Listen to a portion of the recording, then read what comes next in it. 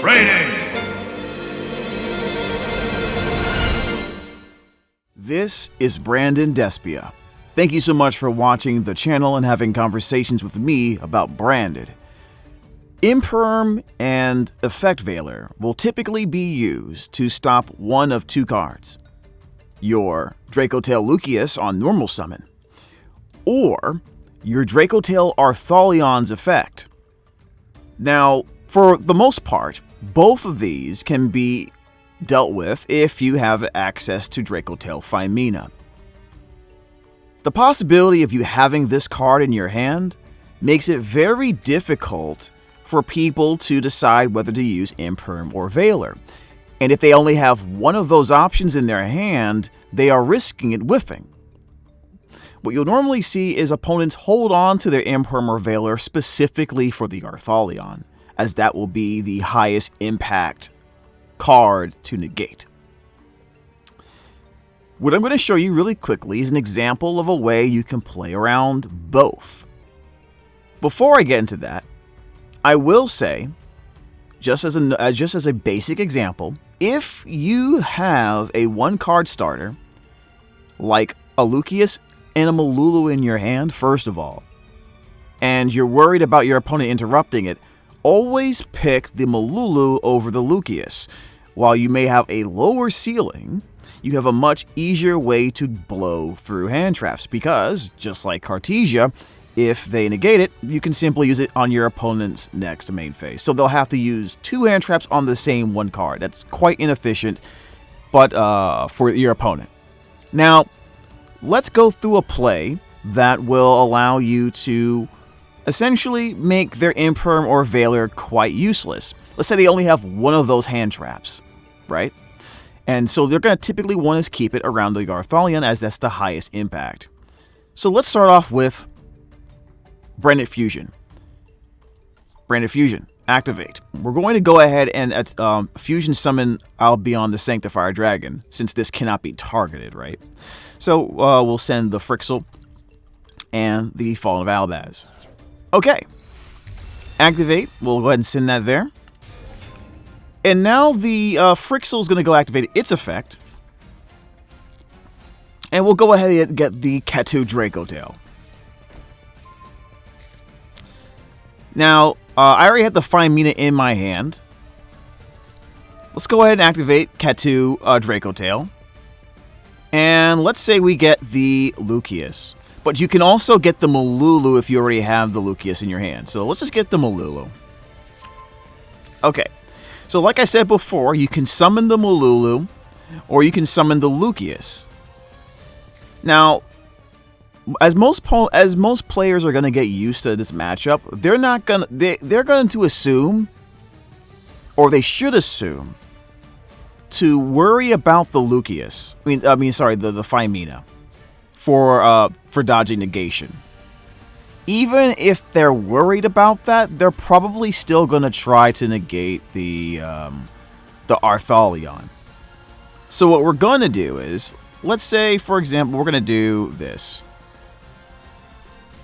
We'll go ahead and summon this. And we'll grab, let's say, the Urgula. We'll just grab a Dracotail monster here. We are going to use the Femina here. And what we're going to make is not the Arthalion, we're going to make a Gulamel. I'll go ahead and send this and this card on the field. Now, if I wanted to be extra, I could use the Malulu instead and simply fuse with the two cards in my hand to make the Gulamel as well.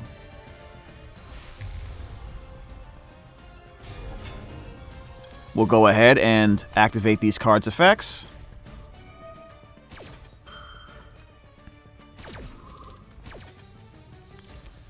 And we'll set the flame. And we'll go ahead and set the horn. Now, if I went the Malulu route, this would be on the board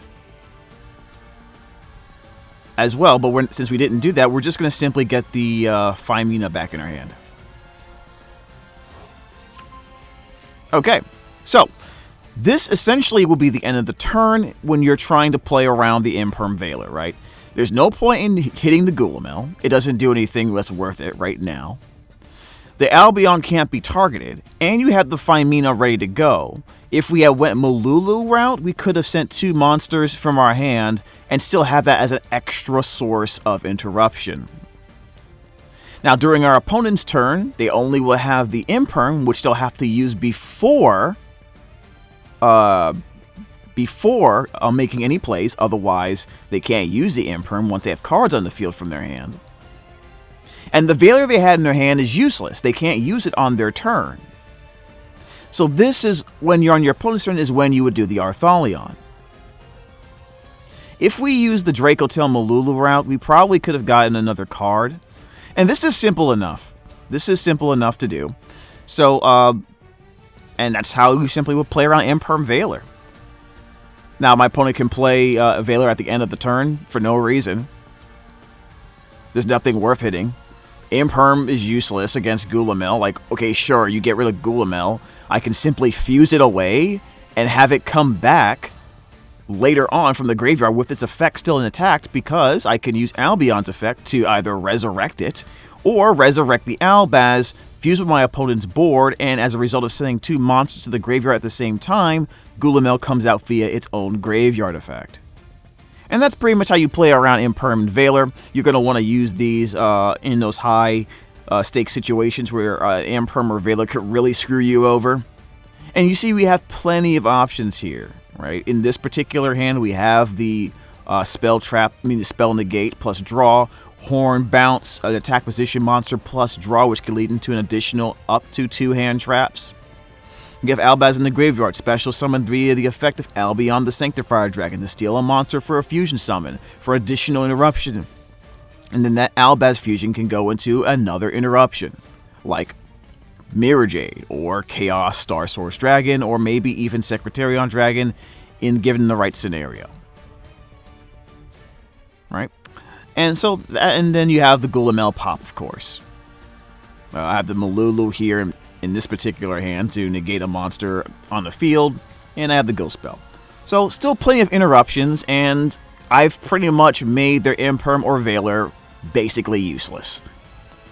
Alright, that's all I wanted to let you guys know about. Take care of yourself, and have a great day.